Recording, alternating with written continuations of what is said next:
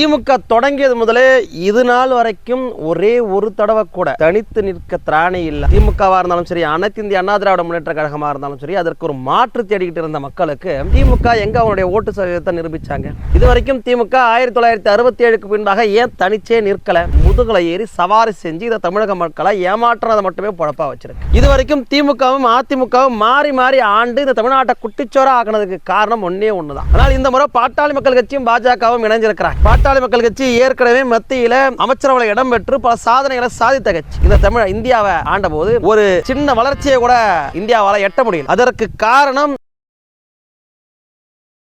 வணக்கம். பொது தளத்தில் பொதுமக்களுக்காக, அடித்தட்டு மக்களுக்காக ஓங்கி ஒலித்துக் கொண்டிருக்கக்கூடிய சிட்டிசன் சேனல் நேயர்களுக்கு நான் உங்கள் வேலாமுர்கார்.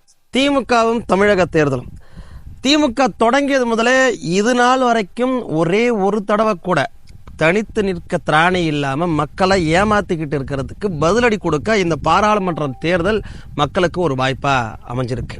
இந்த திராவிட கூட்டத்திற்கு திமுகவா இருந்தாலும் சரி, அனைத்து இந்திய அண்ணா திராவிட முன்னேற்ற கழகமா இருந்தாலும் சரி, அதற்கு ஒரு மாற்று தேடிக்கிட்டு இருந்த மக்களுக்கு பாஜக மற்றும் பாமக கூட்டணி ஒரு வரப்பிரசாதம் மாதிரி அமைஞ்சிருக்கு. மக்கள் ஒன்ன சிந்திச்சு பார்க்கணும். இன்னைக்கு பல கட்சிகளை, இந்த தமிழர்களுக்காக குரல் கொடுக்கக்கூடிய கட்சிகளை எல்லாம் ஓட்டு சதவீதம் அப்படின்னு சொல்லி அவர்களுடைய பலத்தை குறுக்க நினைக்கிறாங்க. திமுக எங்க அவனுடைய ஓட்டு சதவீதத்தை நிரூபிச்சாங்க? இது வரைக்கும் திமுக 1967க்கு பின்பாக ஏன் தனிச்சே நிற்கல? அண்ணாதுரை அவர்கள் இருந்தபோது கூட 1952லையும் 57லும் தனித்து நிற்க திராணி உள்ள திமுக, கலைஞர் கருணாநிதி அண்ணாதுரை மறைந்த போது 18வது இடத்துல இருந்த கலைஞர் கருணாநிதி திமுகவை கைப்பற்றினதுல இருந்து இது வரைக்கும் ஒரே ஒரு தடவை கூட, ஒரே ஒரு தேர்தல கூட மற்ற கட்சிகளினுடைய முதுகலை ஏறி சவாரி செஞ்சு இதை தமிழக மக்களை ஏமாற்றுறதை மட்டுமே பொழப்பா வச்சிருக்கு. இது வரைக்கும் திமுகவும் அதிமுகவும் மாறி மாறி ஆண்டு இந்த தமிழ்நாட்டை குட்டிச்சோரா ஆக்கினதுக்கு காரணம் ஒன்னே ஒண்ணுதான். திமுக மேல இருக்கக்கூடிய கோபத்தை எல்லாம் அதிமுகவுக்கு வாக்குகளை செலுத்தி அவர்களை ஆட்சியில் அமர வைப்பாங்க. அதிமுக மேல இருக்கிற கோபத்துக்கான ஓட்டுகளை எல்லாம் திமுகவுக்கு செலுத்தி மக்கள் அவர்களை ஆட்சியில் அமர வச்சிருப்பாங்க. இந்த ரெண்டு கட்சிக்கும் வேற ஒரு மாற்று கிடைக்காதா அப்படின்னு ஏங்கி கொண்டிருந்தாங்க. பல பேர் வந்தாங்க, தனிச்சு நிக்கிறவனே பல பேர் வந்திருந்தாங்க. அவர்களுக்கெல்லாம் மக்கள் ஆதரவு கிடைக்கல. ஏன்னா அவங்களையும் மக்கள் நம்ப தயாராக இல்லை. ஏன்னா அவர்களுக்கு அரசியல் அனுபவம் இல்லை. ஆனால் இந்த முறை பாட்டாளி மக்கள் கட்சியும் பாஜகவும் இணைஞ்சிருக்கிறாங்க. சரி, ஏங்க நீங்க திமுக அதிமுக மேல குறை சொல்றீங்க, ஏன் பாமக பாஜக மேல குறை சொல்ல மாட்டேன்றீங்க அப்படின்னா, இந்த இரண்டு கட்சிகளுமே மக்களுக்கு ஒரு மாற்றத்தை கொண்டு வரணும்னு துடிக்கக்கூடிய கட்சிகளா இருந்துகிட்டு இருக்கிறாங்க. திமுக அதிமுக மாதிரி தமிழக மக்களை வஞ்சிக்கக்கூடிய இடத்துல அவங்க இல்லை. இப்ப நாம் தமிழர் கட்சி போன்ற கட்சிகளும் தனித்து நிற்கிறாங்க. ஆனால் அவர்களுக்கு அரசியல் அனுபவம் இல்லை. இதை சின்ன பிள்ளை விளையாட்டு மாதிரி அவங்க விளையாடிக்கிட்டு இருக்கிறாங்க. அரசியல் களம் அப்படி கிடையாது. பாட்டாளி மக்கள் கட்சி ஏற்கனவே மத்தியில அமைச்சரவை இடம் பெற்று பல சாதனைகளை சாதித்த கட்சி. பாரதிய ஜனதா கட்சி இந்தியாவுடைய தலையெழுத்தையே வேற ஒரு இடத்துல கொண்டு போய் நிறுத்தின கட்சி. இன்னைக்கு பாரதம் என்றாலே மிகப்பெரிய அளவிற்கு பாராட்டப்படக்கூடிய காரணம் இருக்குன்னா அது பாரதிய ஜனதா கட்சியினுடைய ஆட்சியினால தான். 50 ஆண்டுகளுக்கு மேலாக காங்கிரஸ் கட்சி இந்த இந்தியாவை ஆண்ட போது ஒரு சின்ன வளர்ச்சியை கூட இந்தியாவால எட்ட முடியல. அதற்கு காரணம் காங்கிரஸ் கட்சியினுடைய குடும்ப அரசியல். இவங்க குடும்ப ஆதிக்கத்தை தவிர்த்து வேற எதுவுமே செய்ய முடியாது என்கின்ற சூழ்நிலைகள்லாம் இருந்த காரணம் தான். ஆனால் பாரதிய ஜனதா கட்சியில அப்படி இல்லை.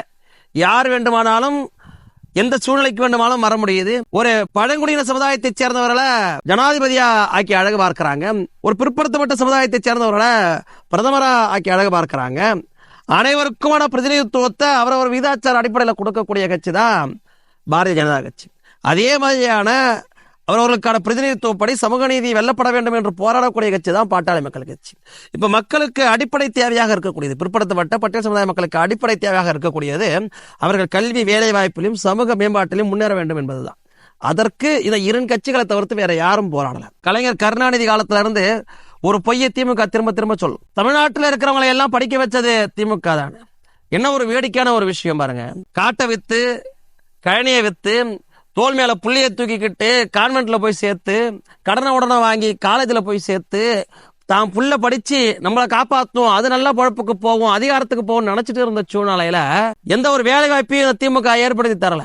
கல்வி கடனை ரத்து பண்றாரு ஸ்டாலின், அதை ரத்து பண்ணல. ஆனா இந்த லட்சணத்துல எப்படி கூச்சமே இல்லாம சொந்த பிள்ளைய கூட படிக்க வைக்காத கருணாநிதி தமிழ்நாட்டுல மொத்த பிள்ளையும் படிக்க வச்சாருன்னு சொல்றாருன்றதான் கேள்வி குத்தா இருக்கு. எடப்பாடி பழனிசாமி கையில அதிமுக இன்னைக்கு சிக்கிக்கிட்டு இருக்கு. எம்ஜிஆர் அவர்களும் ஜெயலலிதா அவர்களும் ஒரு மிகப்பெரிய ஆளுமையா இருந்து உருவாக்கின ஒரு கட்சியை இன்னைக்கு தன்னுடைய சுயநலத்துக்காக அந்த தொண்டர்களை பலி கொடுத்துக்கிட்டு இருக்கிறாரு எடப்பாடி பழனிசாமி.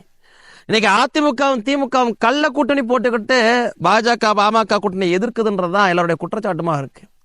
எந்த இடத்துலயுமே அதிமுக வலுவான ஒரு வேட்பாளர்களை நிறுத்தல. அதிமுக பொதுச் செயலாளர் எடப்பாடி பழனிசாமி மீது பல்வேறு வழக்குகளை திமுக தோண்ட தயாரானதுனால அவர் அச்சப்பட்டு வேற ஒரு மூன்றாவது சக்தி தமிழ்நாட்டில் உருவாகிவிடக் கூடாது என்பதற்காக திமுக கூட கல்லணை கூட்டணி போட்டிருக்குன்னு எல்லாருமே பேசிக்கிறாங்க. இது ஒரு அருமையான வாய்ப்பு. இந்த திமுக இந்த தேர்தல் நேரத்தில் செய்யக்கூடிய இந்த திருமங்கலம் ஃபார்முலா எவ்வளவு ஒரு பெரிய தலைக்குழு, இந்த தமிழக மக்களுக்கெல்லாம் எவ்வளவு பெரிய தலைக்குழு. மக்களை ஆடு மாடான்னு நினைச்சு ஓட்டுக்கு காசை கொடுத்து அந்த ஓட்டை வாங்கிக்கிட்டு விலைபேசி வாங்கிக்கிட்டு அதுக்கு ஒரு ஃபார்முலா வச்சானுங்க பாருங்க, திருமங்கலம் ஃபார்முலான்னு. இந்த கேடுகட்ட திமுக திரும்பி இவர்கள் ஆட்சிக்கு வரணும், திரும்பி அவர்கள்ட்ட பதவி கொடுக்கணும்னு இந்த மக்கள் நினைப்பாங்கன்னு அவங்க நினைச்சாங்கன்னா அது அவர்களுடைய முட்டாள்தனம். இந்த பாராளுமன்ற தேர்தலில் மக்கள் அத்தனை பேரும் மாற்றத்தை நோக்கி சிந்திக்கிறாங்க. பாஜக பாமக பக்கம் அணிதிரண்டு இருக்கிறாங்க. இந்த மாற்றம் ஒரு புதிய ஒரு ஏற்றத்தை தமிழ்நாட்டுக்கு தரும் என்கின்ற நம்பிக்கை எனக்கு இருக்கு. திமுகவும் அதிமுகவும் திருந்த வேண்டும் என்கின்ற வேண்டுகோளும் எனக்கு இருக்கு. திமுக வேட்பாளரும் அதிமுக வேட்பாளரும் போற இடத்தெல்லாம் மக்கள் எதிர்ப்பு தெரிவிக்கிறாங்க, விரட்டி அடிக்கிறாங்க. அவ்வளவு கோபம் மக்களுக்குள்ளார பெரும் நெருப்பா புதஞ்சு கிடக்குது. 5 வருஷம் ஆச்சு ஜெயிச்சுட்டு போய், திமுக எம்பி எல்லாம் ஜெயிச்சுட்டு போய் 5 வருஷம் ஆச்சு, ஒரு மண்ணும் செய்யல இந்த மக்களுக்கு.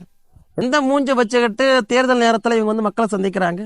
அதுலயும் ஒரு தென்சென்னை எம்பி தமிழ்ச்சி தங்கபாண்டியன் எவ்வளவு ஒரு ஆணவமா கால் மேல கால் போட்டு ஒரு பேட்டியை கொடுத்துட்டு திரும்பி அதை மறைக்கிறதுக்கு இந்த மக்களை எல்லாம் முட்டாளா நினைச்சுக்கிட்டு கழிய ஊனிட்டு வராங்க. கோயில் பக்கமே திரும்பாத திமுக காரணங்க தேர்தல் வந்தா பக்திமானா மாறிடுறாங்க. தேர்தல் வந்தா மட்டும் பச்சோந்தியா மாறக்கூடிய திமுகவுக்கு எதிராக மக்கள் ஓரணியில திறன் நிற்கிறாங்க. இது மக்கள் ஆட்சி, இது ஜனநாயக ஆட்சி என்பதற்கு ஒரு சாட்சியா இந்த தேர்தல் இருந்துகிட்டு இருக்கு. இந்த தேர்தல் பிரச்சாரத்தின் போதே திமுகவுடைய தேர்தல் முடிவுகள் தெரிஞ்சிடுச்சு. யார் வெல்ல போறாங்க, யார் தோக்க போறாங்கன்னு தெரிஞ்சிடுச்சு. தேர்தல் முடிவு தேதி வரைக்கும் காத்திருக்க வேண்டிய அவசியம் இல்லாம நமக்கு மக்கள் முன்கூட்டியே உணர்த்திட்டாங்க. பிரச்சாரத்தின் போதே எங்க ஊருக்குள்ளார வராதரா வெல்ல போடான்னு சொல்லக்கூடிய சூழ்நிலை ஏற்பட்டு இருக்கு. இது அத்தனைக்கும் திமுகவே பொறுப்பு. என் தொப்புள் கொடி உறவுகளுக்கு நன்றி. மீண்டும் ஒரு புதிய விவாதத்தில் உங்களை சந்திக்கிறேன். மிக்க மகிழ்ச்சி.